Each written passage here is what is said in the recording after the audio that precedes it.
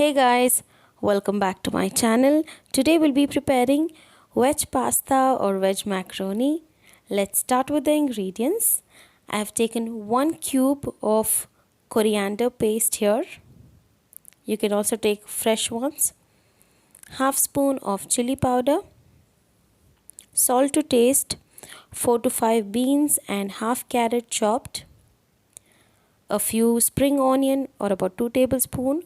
4 cubes of tomato puree, pepper powder half spoon, half onion chopped and a few peas, 1 cup of macaroni which I've already boiled, and 1 spoon of garlic ginger paste.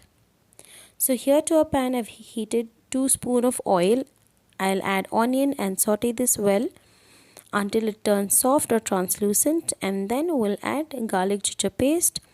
We'll saute this for about a minute, and then we'll be adding the vegetables, which is peas, beans and carrot. Spring onion, we'll add that later.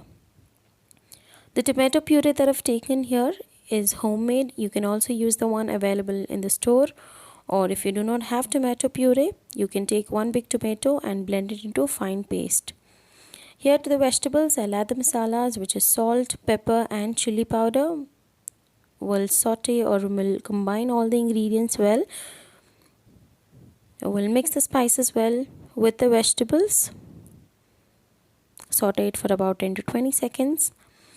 And then we'll add the tomato puree and coriander paste. You can also use fresh coriander here. I didn't have fresh coriander available, so I had to use the paste. You can use anything according to your choice. So we'll cook this for about 3 to 4 minutes until the oil separates. So as you can see, the masalas are cooked really well. The oil is separated. Now I'll add the spring onion and we'll just give it a mix and add the macaroni which we've boiled. Now we'll combine all the ingredients well with the macaroni, mix all the masalas. Finally, I'll be adding 1 tablespoon of water here, very little water.